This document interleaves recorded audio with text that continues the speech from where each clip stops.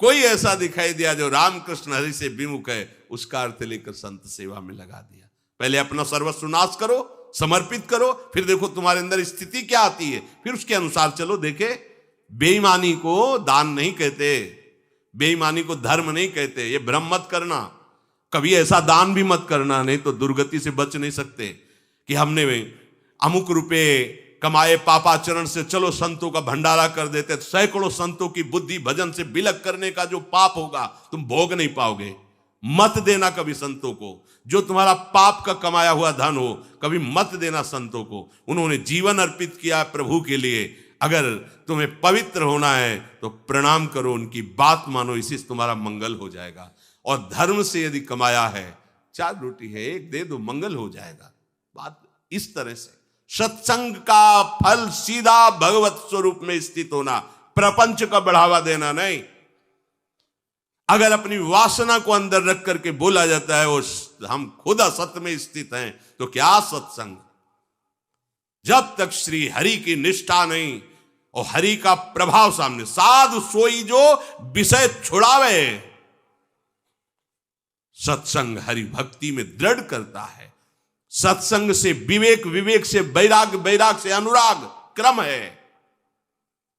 बिन विवेक वैराग भक्ति बिन सत्य न एको मानो, भगवत विमुख कपट चतुराई सो पाखंडे जानो। आज हमें पाखंड प्रिय लगता है। नाटक ड्रामा करके हम जितना लोगों को रिझा लें उतना बस। बहुत सावधान, ये रिझाने का नहीं है, ये रिझाने को हरि के लिए, हरि को रिझाओ। ये अनंत ब्रह्मांड 1 सेकंड में उसने पैदा कर दिया, तुम्हारे लिए छोटा मोटा वैभव क्या चीज है उसके लिए? तुम्हारे छल कपट की जरूरत है, तुम्हारे नाटक ड्रामे की जरूरत है। उसी का नाटक बहुत बड़ा है, उसी के नाटक को जान जाओ तो तुम नाटक से मुक्त हो जाओगे। जगन नाटक वैभवा, गोपाल शास्त्र नाम में प्रभु का एक नाम है। नहीं सत्संग भजन नहीं हरि को, श्रवण न राम कथा अनुरागी। कानों से भगवत चर्चा नहीं सुहाती। बस वो बात बताओ जिससे हमारी कामना की पूर्ति हो जाए। जो कहो हवन कर दे। ये हवन से, ये ताबीज बांधने से, ये घोड़े की नाल की अंगूठी पहनने से ये बुरा लगेगा सबको। कुछ नहीं होता, कुछ नहीं होने वाला। पापाचरण करो, पूरा 1 टैंकर तेल चढ़ा दो शनि भगवान में, पर तुम्हारा नाश करेंगे। क्योंकि वो तेल से प्रसन्न नहीं होते, वो हरि के शरणागत से प्रसन्न होते। ये सब हरि के अनुचर हैं, सब हरि के अनुचर हैं। जानकी नाथ सहाय करे तो कौन बिगाड़ सके नर तेरो। है ये शुक्र शनिचर राहु केत सब क्षण में हुई है तेरे चेरो। जानकी नाथ सहाय करे, कौन बिगाड़ सकता? महाप्रभु हरिवंश चंद्र जी कह रहे, जो पे कृष्ण चरण मन अर्पित तो करी है का नवग्रह रंक। ये बेचारे नवग्रह भिखारी क्या तुम्हारा कर सकते हैं? यदि तुम बादशाह श्री कृष्ण के दास हो तो ये चाहे जिस नक्षत्र में बैठे हो तुम्हारे अनुकूल चलेंगे, तुम्हारे अनुकूल चलेंगे। तेल चढ़ाने की जरूरत नहीं, अपने को चढ़ा दो श्री हरि के चरणों में। और हरि से विमुख हो तो तेल नहीं, तुम चाहे तेल की फैक्ट्री इन्हीं के ऊपर लगा दो। लेकिन ये सेवक हरि के हैं और हरि के तुम विमुख हो तो ये प्रसन्न हो ही नहीं सकते, तुम्हारा पतन ही होगा। पर ये संसार समझता नहीं।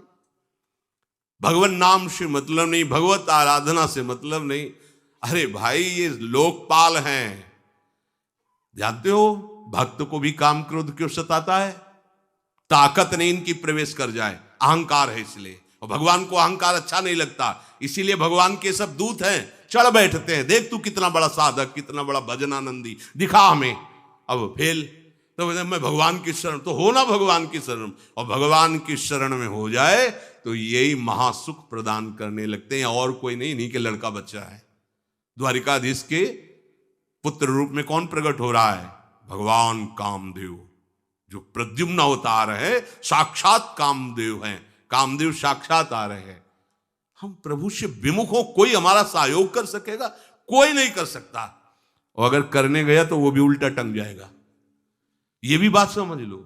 भगवान देख लो, हम आपको उदाहरण बता रहे हैं कि तो कैसे काशी नरेश, पौंड्रक, ये सब मिलकर भगवान के विरोध में हुए। भगवान ने सुदर्शन चक्र को छोड़ा, काशी नरेश पौंड्रक सबका उद्धार किया। और काशी नरेश का पुत्र था सुदक्षिण। उसने विचार किया कि ये तो बहुत बड़े अपमान की बात है, भगवान शंकर की नगरी में रहता, काशी में महामृत्युंजय है, काल के भी महाकाल हैं। पंडितों से कहा ऐसा उपाय नहीं कि हम द्वारिका को भस्म कर दें। बोले है, भगवान शिव के ऐसे ऐसे मंत्र हैं कि वो तो विनाशकारी भी तो है ना, वो बहुत सुंदर भी है। कर्पूर गौरम करुणावतारम संसार सारम, करुणा के स्वरूप है। आशुतोष नाम है। एक चुल्लू जल ऐसा कोई देवता नहीं मिलेगा जो संसार में कोई देवता नहीं खाता, वो इन पे चढ़ाए जाते हैं। अकौड़े का फूल, धतूर का फल ये कोई पता है? नहीं पता। इतने से वो प्रसन्न, इसीलिए वो आशुतोष रीझ जाए तो पूरा नगर का नगर सोने का ऐसे दे दिया, लंका उन्हीं दे दिया। और अगर दृष्टि बदल जाए तो हनुमान जी बनकर पूंछ में आग लगा को लंका को नाश कर। बड़े विचित्र है। हाँ है भगवान शंकर विनाशकारी, द्वारिका को भस्म कर सकते हैं। आराधना की सुदक्षिण ने, बड़े बड़े विद्वान बुलाए। काशी तो विद्वानों की नगरी, और ब्राह्मणों की विद्वता तभी सार्थक है जब प्रभु में उसका समापन हो। विद्या कौन? जो भगवान से मिला दे। अविद्या कौन? जो अहंकार माया में लगा दे। तो उन विद्वानों की ये समझ में नहीं आया कि किसके विरोध में मुझे अनुष्ठान में बैठालना है। बैठ गए, अनुष्ठान शुरू किया। तो मंत्रों में ताकत तो है ही। भयंकर कृत्या प्रकट हुई, विश्व का विनाश करने की सामर्थ्य रखने वाली। मंत्रों के द्वारा उसे प्रेरित किया, जाओ द्वारिकापुरी को ही भस्म कर दो। और ये पता नहीं था कि द्वारिकापुरी ब्रह्मा की बनाई हुई नहीं है। सारी की सारी शक्तियां ब्रह्मा की बनाई हुई चीज पर बिगाड़ सकती हैं, लेकिन चिदानंद धाम में इनका तो प्रवेश ही नहीं। अब दूर से द्वारिका में दिखाई दिया, भयंकर ज्वाला में कृत्य आ रही। लोग भागकर भगवान के पास गए, प्रभु कोई भयानक मंत्र से आविष्ट होकर कृत्य आ रही जो नष्ट करना चाहती द्वारिका। तुम्हें घबराने की जरूरत नहीं, ना बताने की जरूरत है। द्वारिका हर समय सुदर्शन से सुरक्षित है, और सुदर्शन कोई जड़ चक्र नहीं है, वो चैतन्य भगवत पार्षद है। जब जहां जैसा अवसर आता है वैसा वो रूप रख लेते हैं। एक को मारना है तो 100 अरे वाले, हजारों को मारना है तो 1000 अरे वाले, और अगर पूरा सिस्टम विनाश करना है तो अनंत अरे वाले सुदर्शन चक्र हो जाते हैं। और जब सेवा ये नहीं होती तो हाथ जोड़े भगवान के पास खड़े रहते हैं। ये कोई जड़ वस्तु नहीं कि तलवार है भगवान की तो तलवारें बनी खड़ी रहेगी, नहीं, पार्षद स्वरूप है। आवश्यकता हुई वही कौमुदी की गदा सुदर्शन, ये सब दिव्य है। पांचजन्य शंख सुदर्शन चक्र सेवा में थे। भगवान ने आदेश किया, देखो क्या है। सुदर्शन चक्र ने दौड़ाया कृत्या को, वहीं चल जहां से आई तू, वहीं ले गए जहां पंडित लोग सब सावधान, मंत्र से अपने को सुरक्षित किए। ये बड़े खतरनाक अनुष्ठान होते हैं, जो मारण अनुष्ठान होते हैं, बहुत खतरनाक होते हैं। मतलब अगर सही माने में वो भगवत आराधक नहीं है तो फिर नष्ट भी कर देंगे, ऐसा नहीं। तो एक प्रसंग आता है कि एक शालिग्राम भगवान को नचा करके पैसे लेते थे। बहुत से लोग इकट्ठा हो गए, तो चमत्कार को देखने वाले संसारिक जन होते हैं, तो ऐसे शालिग्राम रखते, ऐसे करते, शालिग्राम ऐसे ऊपर उठते, ऐसे ऐसे ऐसे ऐसे नचाते, और लोग अरे देखो भगवान इनके इशारे से नाच रहे हैं। ऐसा एक भक्त तो उसी नगर में एकांत में भजन करते थे, बड़े कई शिष्य उनके थे, भिक्षा मांगने हो गए। उन्होंने देखा, आके गुरुजी से, उनका ऐसा भक्त कभी कर ही नहीं सकता। भगवान का भक्त अपने भगवान को प्रदर्शन नहीं बनाता, ये तो कोई तांत्रिक है, भक्त नहीं है। भक्ति की अलग संज्ञा होती है। ये कोई तंत्र सिद्ध आदमी है जो भक्ति का नाटक करके लोगों को ठग रहा है। बोले महाराज फिर आपको चलना चाहिए, क्योंकि हजारों लोग उससे प्रभावित हो रहे। बोले हम गए तो उसका सब बंद हो जाएगा, ये दुकान मकान। बोले चलो ना महाराज, बड़ा ऐश्वर्य जमा हो रहा था, लोग भेंट जा। वो गए, बस अंदर से नाम जप करते हुए जो खड़े हुए, तो कुछ नहीं, कोई भी उसका मंत्र। वो आसपास दृष्टि डाला, कौन आया नया, तो उसी में देखे फटे पुराने कपड़े पहने, तेज से चमकते हुए भक्त। तो उनका तुम चले जाओ यहां से। तो उनका नहीं, हम चले जाने के लिए नहीं आए, हम आपको बताने आए, ये नाटक मत करो, अगर सही आराधना करो इनकी तो ये लोग क्या देंगे, ये तो परम पद दे देंगे, शालिग्राम भगवान है, आप भगवान का ऐसा प्रदर्शन करते हो। अब लोगों का विरोध शुरू हुआ, क्योंकि इतने बड़े संत जब बोल रहे तो सब लोग, अब उसको बहुत बुरा लगा कि हमारी तो सारी दुकान बंद हो गई। अब एकांत में जाकर उसने मूठ का प्रयोग किया, ये मारण होता है मंत्रों से, एक खप्पर में आग जैसी जलती है, उसमें अभिषिक्त करके भेजा जाता है, और जिसके पास भेज दिया गया वो उल्टी में खून, शौच में खून, 2-4 जितना समय रखा गया उसके अनुसार मर जाएगा वो। पर ये साधारण लोगों के, भजनानंदियों के ऊपर नहीं, भजन वाले मत डरे। साप ताप रोग शोक, किसी का श्राप भी आपको छू नहीं सकता, कोई ताप, कोई दोष, कोई रोग, कोई मारण, कोई मूठ, किसी की सामर्थ्य नहीं। राधा राधा राधा, जिनके चरणों में सुदर्शन चक्र बसता है वो है किशोरी जी, जो लाल जो हाथ में रखते हैं ना, श्री जी के चरण चिन्हों में सुदर्शन चक्र है। वो मूठ गई महात्मा की कुटिया के सामने, और बस जैसे मक्खियां भिनभिनाती ऐसी आवाज आई, बस वैसे नाच रही थी बाहर। तो वो डेहरी के पास आए और उनका, हमारे दृष्टि में भगवान की सिवा कोई नहीं, आप में भी भगवत शक्ति है, क्या आप ये नहीं समझते हैं कि निरपराध के लिए मारण किया गया है? हमारे में सामर्थ्य है, हम आपको अभी नष्ट कर सकते हैं। अरे भगवान के नाम में आप जाओ और उनको दंड दो। कोई मंत्र नहीं पड़े थे, मूठ वापस हुई और मुंह से खून, शौच से, उन्हीं के त्राहिमाम मच गया। फिर उनको लगा कि मुझे जाना चाहिए उसकी रक्षा के लिए, गए, भगवान नाम स्पर्श करते हुए ऐसे माथे पे हाथ, सब शांत हो गया। बोले अब अवसर हम दे रहे हैं, अब नाम जप कर लो, नाटक बंद करो। उस चरणों में गिरा, उसी दिन शिष्य बन गया। तो सुदर्शन चक्र ने कृत्या को नष्ट नहीं किया, वहां द्वारिका में दौड़ाया।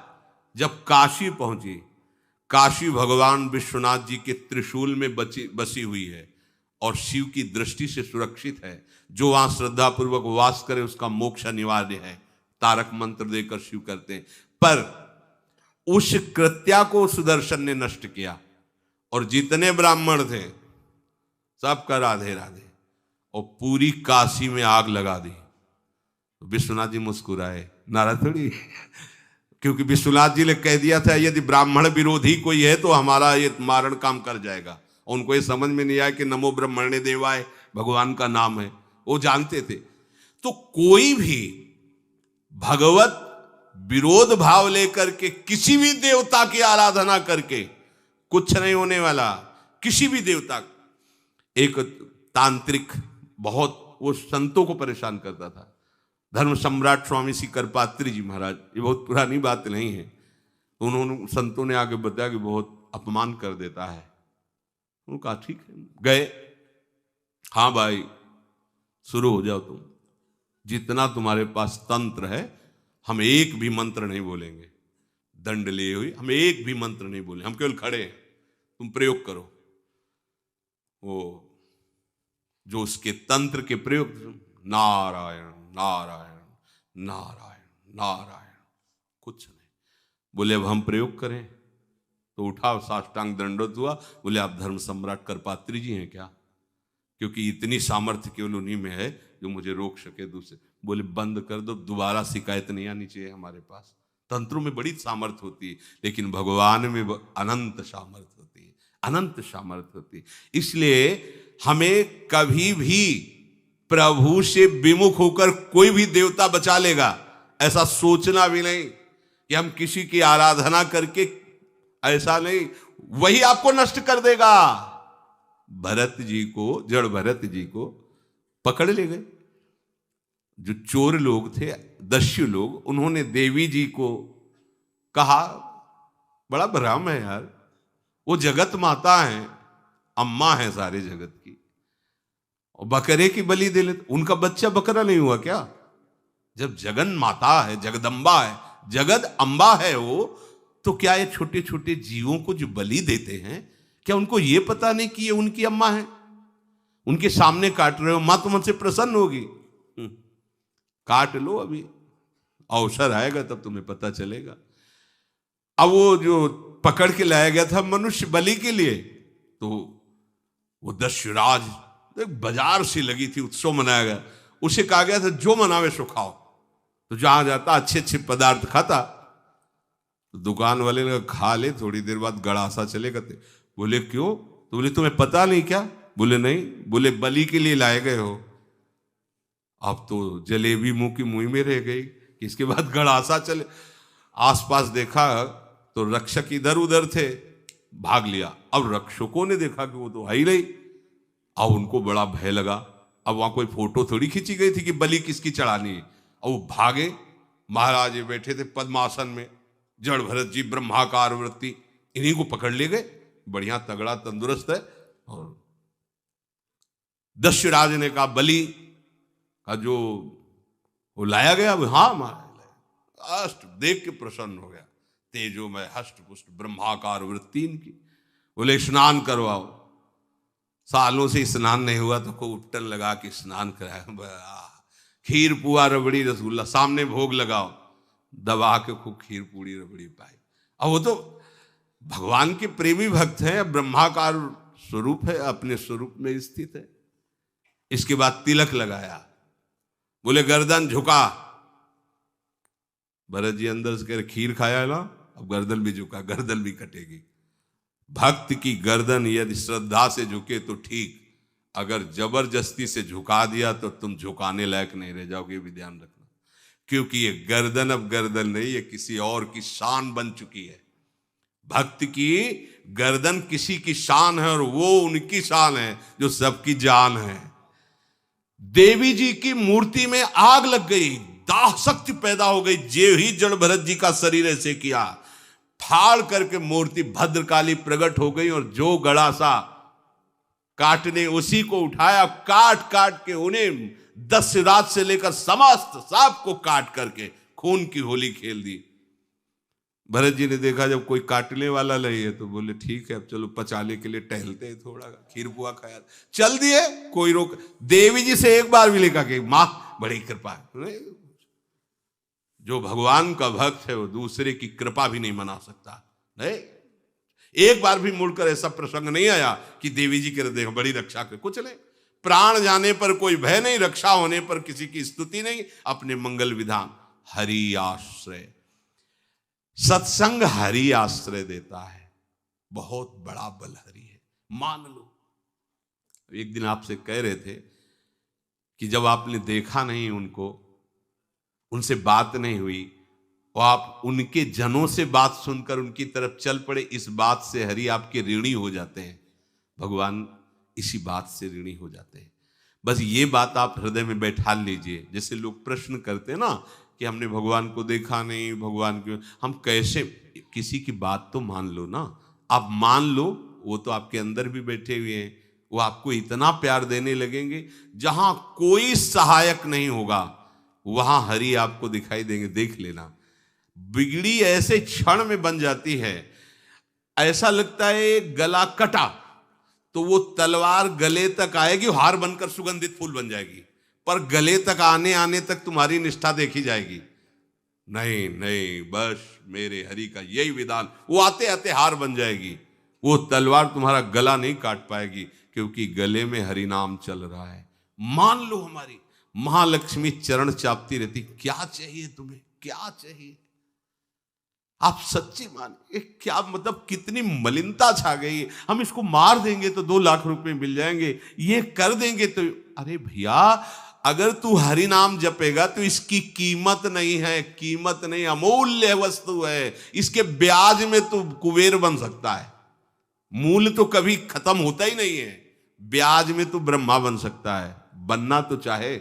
भक्तजन तो कहते हैं नहीं चाहिए मुझे ब्रह्मा का पद, परमेष्ठी पद, नहीं चाहिए सम्राट पद, नहीं चाहिए योग की सिद्धियां, मुझे प्रभु आपकी दास्ता चाहिए। ये बात कितना महासुख होगा उस भक्त को जो इन बातों को कह रहा है, नहीं चाहिए मुझे मोक्ष सुख नहीं चाहिए। वो ऐसे थोड़ी कह रहा है, श्रद्धा से नहीं कह रहा, अनुभूति से कह रहा है, मुझे नहीं चाहिए ये सब। इनमें वो सुख नहीं है जो आपके चरणों के समीप रहने में सुख है। नहीं सत्संग भजन नहीं हरि को, श्रवण न राम कथा अनुरागी, सुत बीत दार भवन ममता निसि सोवत अति न कबहु मति जागी। अरे तेरी बुद्धि सो रही है, जगा दे। पुत्र में, रुपया में, स्त्री में, मकान में, इसमें सबकी ममता होती है, सबकी, जितने सृष्टि में पैदा हुए हैं। केवल सत्संगी की नहीं होती।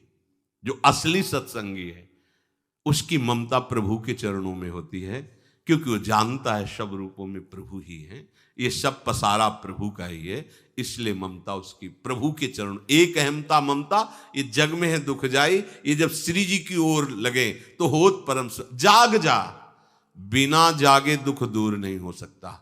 जैसे स्वप्न में हम देख रहे हैं कि समुद्र में डूब रहे हैं, अब जागृत में आसपास सैकड़ों नाव लगा दें तो बच जाएगा क्या वो? क्योंकि वो तो सो रहा है और वो स्वप्न में देख रहा है। अब हम नाना प्रकार के तैराकों को बाहर तैनात रखें तो उसको कोई सुख मिलेगा क्या? क्योंकि स्वप्न में उसको अगर सुखी करना है तो एक ही उपाय, जगा दे। जगा दो तो ना समुद्र रह गया ना डूबना रह गया। ऐसे ही संसार में मोह से ऐसे ग्रसित जीव है, भाई इतना ही सुखचार है, और उसी स्वप्न में वो दुख से निवृत्त होना चाहते हैं। अब हम बाहर से उनकी कामनाओं की पूर्ति करने वाली बात करें तो क्या वो सुखी हो जाएंगे क्या? इसीलिए कोई साधु जो भगवत मार्ग का पथिक है वो कभी सपोर्ट नहीं करेगा जाओ ऐसा। वो जाओ ऐसा ही है जैसे उस स्वप्न में समुद्र में डूब रहा है, बाहर से हम जल जहाज नाव तैराक सब लगा रहे हैं, लेकिन वो नहीं सुखी होगा, क्योंकि उसके सुख का कारण तब बनेगा जब स्वप्न हटे। स्वप्न तब हटेगा जब वो जागे।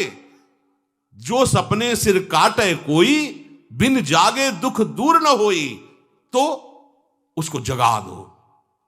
साधुजन क्या करते हैं? जगा देते हैं उसको। जागो, कहां मोह निशा सब सो अनिहारा, देखे स्वपन अनेक प्रकारा, यही जग जामिन जागे जोगी। योग भगवान से जो तुमने वियोग कर रखा है, तुम जगो। जे ही जगोगे तो जे ही जाने जग जाए हेराई, जागे जथा स्वपन भ्रम जाई। कोई नहीं यहां। एक कल श्लोक, मत्तः परतरम नान्यत किंचित अस्ति धनंजय, मेरे सिवा कोई नहीं। ये कब पता चलेगा? जागने पर। तो हमें ये बहुत कुछ दिखाई दे रहा है, स्वप्न है। उमा कहूं मैं अनुभव अपना, सत हरि भजन जगत सब सपना। तो बोले तुलसीदास हरि नाम सुधा तजी, सठ हठ पियत विषय विष मांगी। अगर कहीं संतों के पास भी गए तो क्या मांग रहे हैं? हठ करके विषय विष मांग रहे हैं।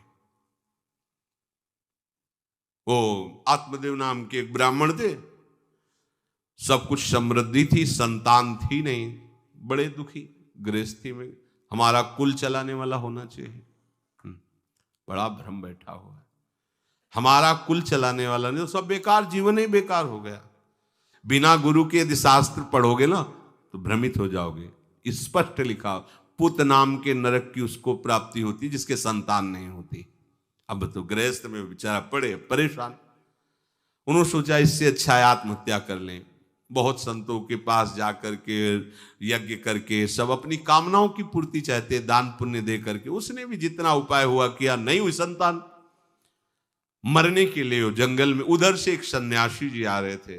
देखा साधु तो ब्राह्मण तो थे, उठे प्रणाम किया। देखा उनको उदास क्यों हो? उनका महाराज उदास ही नहीं, मैं तो आत्महत्या करने आया हूं यहाँ जंगल में। अरे ये तो महापाप है, आत्महत्या तो बड़ी दुर्गति का कारण है। बोले महाराज अगर आप बचाना चाहते हो तो आप कृपा करो।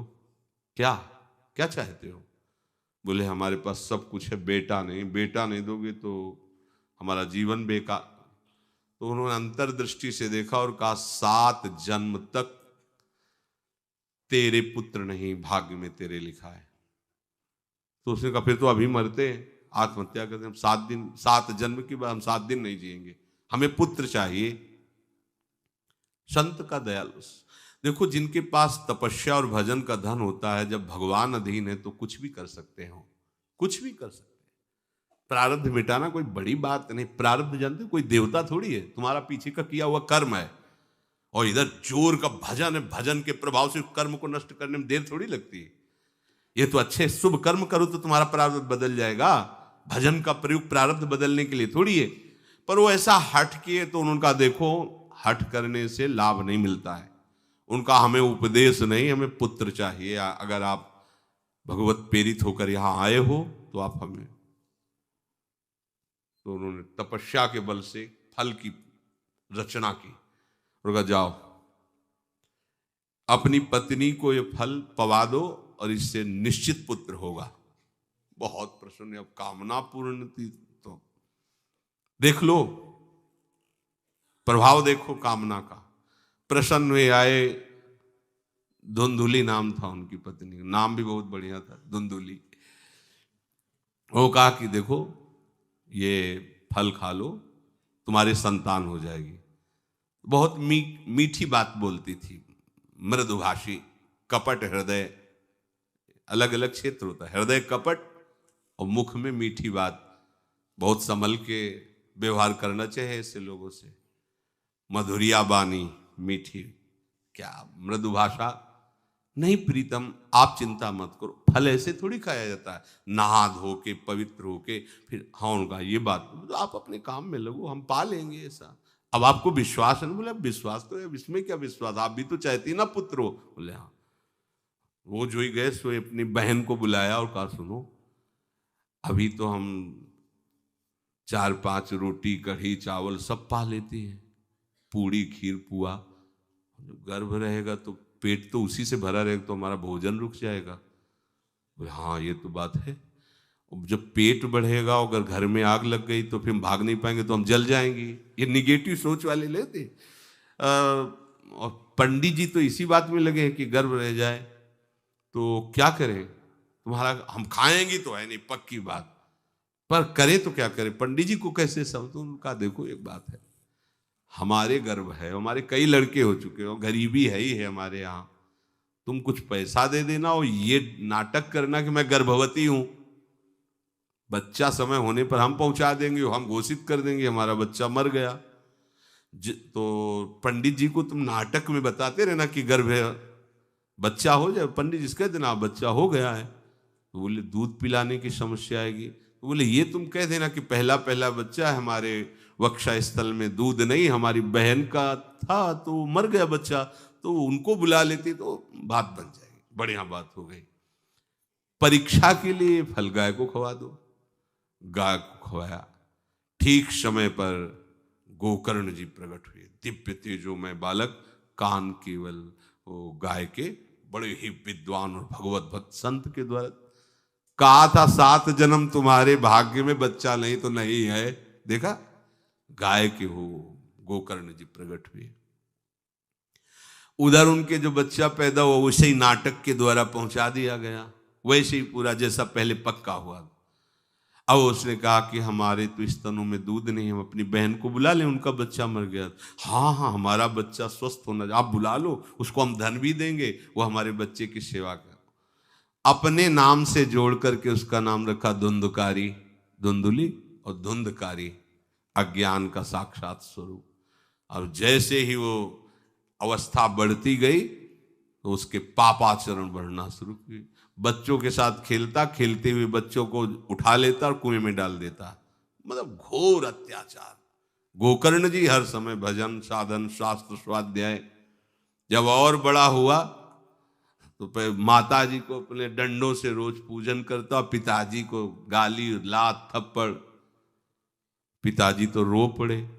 गोकर्ण जी से कहा कि बेटा, हमारी गाय से प्रकट हुए पर भरोसा आप ही का है, बचा सकते हो। तो बोले पिताजी जाओ यहां से, भाग जाओ यहां से, एकांत जंगल में जाकर भगवान श्री हरि का भजन करो। उन्होंने 2 श्लोकों में प्रदेश किया। दूसरा श्लोक ये, धर्मम भजस्व सततम त्यज लोक धर्मान, सेवन सदा साधु पुरुषं जहि काम तृष्णाम, अन्यस्य गुण दोष चिंतन मास मुक्त्वा, सेवा कथा रस मोहो नितराम पिबत्वम। हे पिताजी, अब तुम लोक धर्म का त्याग करके भागवत धर्म को स्वीकार करो, एकांत में जाकर साधु महापुरुषों के संग से उनके उपदिष्ट उपदेश के अनुसार आचरण करो, प्रभु की लीला कथा सुनो, ना कोई कामना ना कोई तृष्णा, किसी के गुण दोष का वर्णन मत करना और सदैव भगवत सेवा भावना में रहना, इसी जन्म में तुम्हें भगवत प्राप्त। वो तो उधर गए, इतनी पिटाई की उसने माँ की, माँ कुएं में गिरकर आत्महत्या कर ली।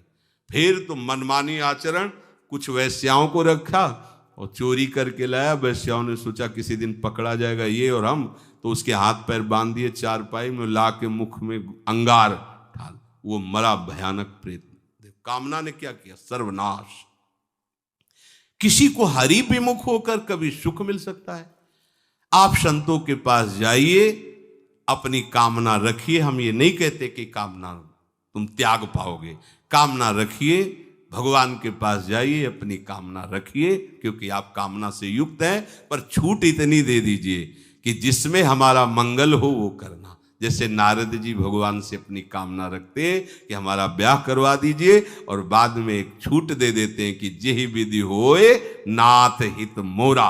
तो हरि को अच्छा लगेगा, गुरुजनों को अच्छा लगेगा कि इस कामना से इसका कोई जीवन बाधित नहीं होगा, वो पूर्ण भी कर देंगे। और अगर लगा कि इसका पतन हो जाएगा तो आप रोते रोते भी कामना की पूर्ति नहीं करेंगे। उत्तम बात तो ये है कि कामना हरि की प्राप्ति की करो, वो सर्व सुख स्वरूप हैं। किसी का अन्य आश्रय अन्य बल ना लेते हुए अपने श्यामा श्याम के चरणों का आश्रय लेकर निरंतर भजन करो, तो ये अनुभव हो जाएगा कि सुख किसे कहते हैं। अभी तुम्हें परिचय ही नहीं मिला, सुख किसे कहते हैं। सुख सच्चिदानंद है, सुख एक रस है, सुख अविनाशी है। वो सुख सदैव बढ़ता रहता है, घटता कभी नहीं। एक रस होते हुए भी प्रतिक्षण वर्धमानम है, कभी कभी अंत नहीं होता इस सुख का। ऐसे अनंत सुख के लिए हमें मनुष्य जन्म मिला है। प्यारे, इसे मत खोइए, हर समय राधा राधा राधा राधा राधा, और किसी को दुख मत दीजिए। कोई गंदा नशा मत कीजिए, कोई गंदे आचरण मत कीजिए, गंदा भोजन मत कीजिए जिससे अन्य जीवों को कष्ट हो। ऐसा कोई भोजन स्वीकार मत करो। इसी जन्म में आप देख लेना, इसी जन्म में आपको वो वस्तु मिल जाएगी, निहाल हो जाओ। हम किसी पक्षपात की बात नहीं करते। अगर इस छाती को बचपन से अभी तक ऐसा, तो हम कह देते कि भाई आगे कुछ भी हो, कोई भी हमारी गलती हो, हम ये मान सकते हैं। पर हमें ये पता चला कि बचपन से आज तक जलता ही रहा, कभी शांति नहीं मिली, भागता ही रहा, पर कभी विश्राम नहीं मिला। और हम ये आपको कह रहे हैं कि जैसा प्यार प्रभु वैसा अन्यत्र कहीं कभी कहीं नहीं मिला। और प्रभु के प्यार का मूर्तिमान स्वरूप हमारी प्यारी जू, निहाल कर दिया प्रभु ने प्यारी जू के चरणों का आश्रय और उनका परिचय देकर। पूछो बस, यहाँ वाणी मौन हो जाती है।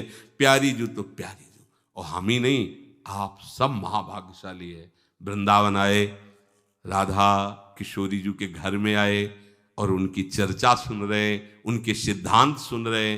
कहीं ना कहीं आपके अंदर उनकी तरफ बढ़ने की इच्छा भी है, ये बहुत बड़ी बात है। बस इस इच्छा को, इस आशा को इतना बढ़ा लो कि कोई इच्छा न रह जाए, कोई आशा न रह जाए। हर समय निरंतर नाम जप करते रहो।